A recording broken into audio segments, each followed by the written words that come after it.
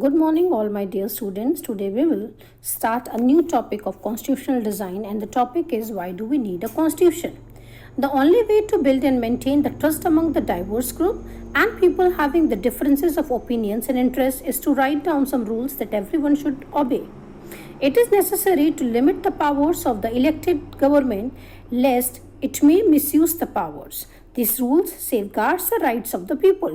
Constitution बेटा इसलिए ज़रूरी था क्योंकि ये हमारे जितने भी हमें राइट्स दिए उससे हमें बचाता था और जितने भी इलेक्टेड गवर्नमेंट थे जिनको पावर्स दी गई थी उसका वो मिसयूज नहीं कर सकते थे.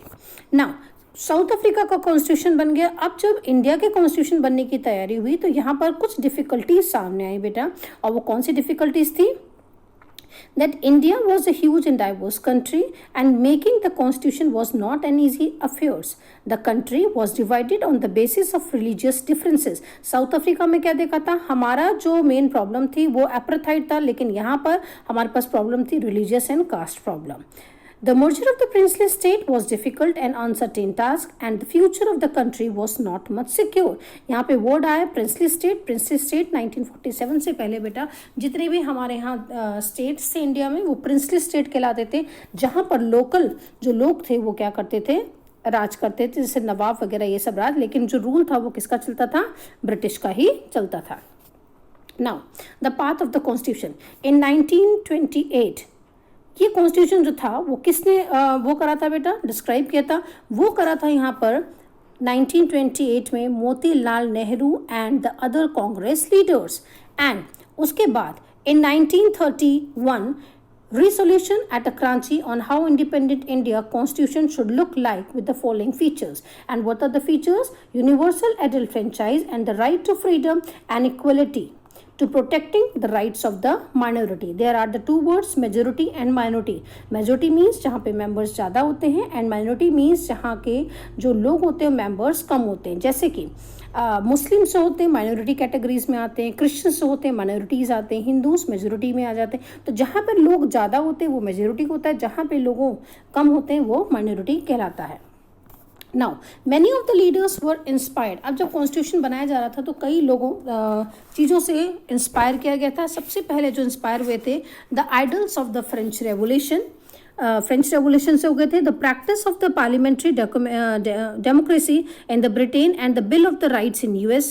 The socialist revolution of Russia had inspired many Indians to think of the shaping of system based on the social and economic equality. Next आता है बेटा, they were not simply imitating. ये imitate नहीं कर रहे थे. ये लोग क्या कर रहे थे? At each step they were questioning whether these things suited our country or not. All these factors contributed the making of our constitution. इन सब को देखते हुए तब जाके हमारा कॉन्स्टिट्यूशन तैयार हुआ था. Now, the Constituent Assembly.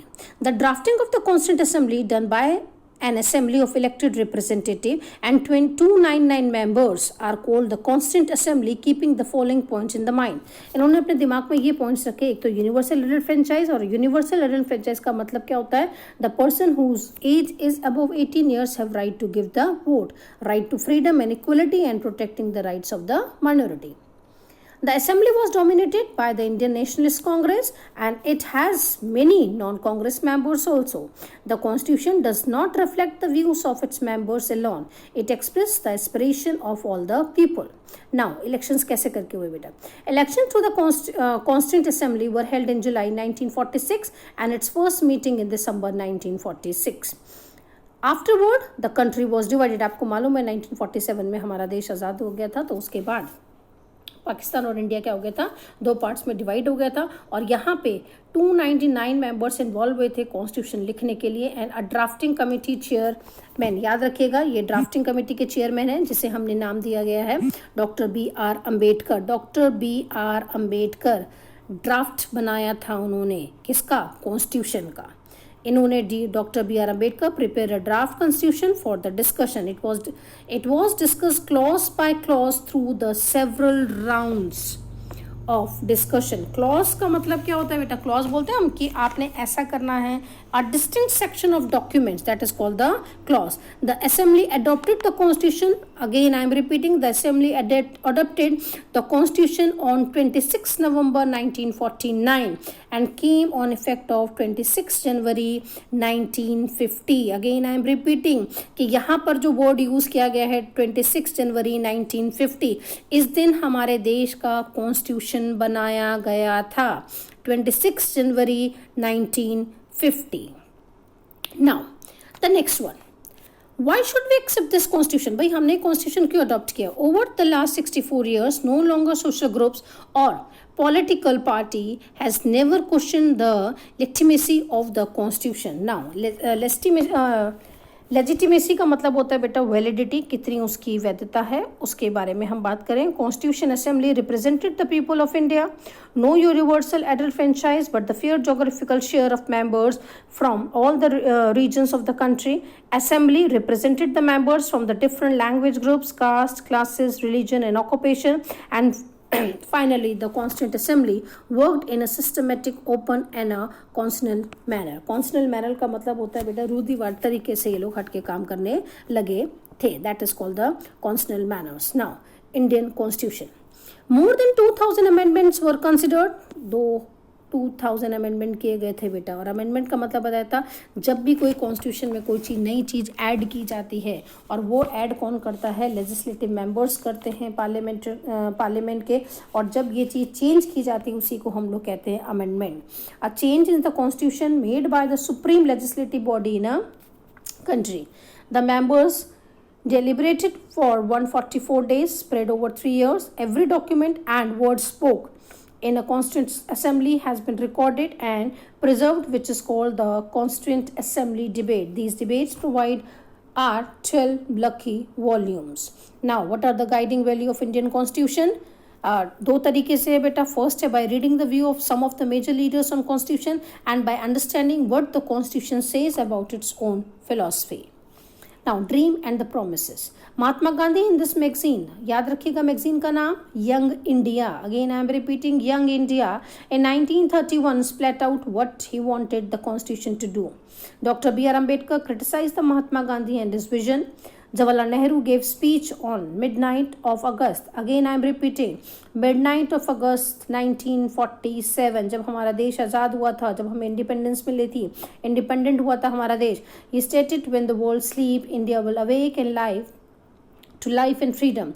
Freedom and power brings responsibility. Service of India means the service of the millions who suffer. The ambition of the greatest man of our generation has been wipe ever tear from every eye. मैं एक बार repeat करना चाहती हूँ बेटा, B R Ambedkar थे जिन्होंने drafting किया था कॉन्स्टिट्यूशन का, लेकिन महात्मा गांधी का कोई भी रोल कॉन्स्टिट्यूशन में नहीं था। जब भी कोई क्वेश्चन आता है, ज़्यादातर ये क्वेश्चन ट्रिकी टाइप का होता है, कंफ्यूज करने के लिए, क्योंकि Mahatma Gandhi was a very popular person on that time and nowadays also Mahatma Gandhi के बारे में हम काफ़ी डिस्कशन करते हैं। लेकिन जब हम कॉन्स्टिट्यूशन की बात करते हैं, महात्मा गांधी का कोई भी रोल नहीं था, वो इसके अपोज में थे। लेकिन doctor B R Ambedkar and doctor Rajendra Prasad दोनों ने बहुत ही इंपॉर्टेंट रोल प्ले किया था कॉन्स्टिट्यूशन को बनाने के लिए। Now this is the constitution of India, the preamble, and what is the meaning of preamble? The constitution begins with a short statement of its basic value, this is called the preamble to the constitution. Now एक एक word यहाँ पे describe किया गया है, जैसे बेटा यहाँ पे बोला गया we the people of India. We means we are talking about are, हम अपने बारे में बात कर रहे हैं। The constitution has been drawn up the enacted by the people through the representative and handed down to them. दूसरा word यहाँ पे आ गया सॉवरेन। सॉवरेन का मीन्स होता है बेटा emperor. People have a supreme rights to make decision on the internal and as well as external rights. Third word है socialist. Socialist का मतलब होता है wealth is generated socially and should be shared equally by society. Government should regulate the ownership of land and industry to reduce the socio-economic inequality. Secular means citizen have a complete freedom to follow any religion. कोई भी religion को वो क्या कर सकते हैं, follow कर सकते हैं। Next आ गया है democratic. People enjoy the equal political rights, elect their rulers and hold them accountable. Republic means the head of the state, an elected person. India is a republic state.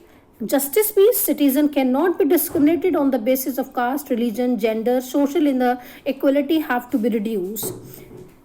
Government should work for the welfare of all. Liberty means there are no unreasonable restriction on the citizen on what they think, how they wish to express their thoughts. Equality, all are equal before the law. The government should ensure equal opportunity for all. Fraternity means भाईचारा जिसे हम कहते हैं.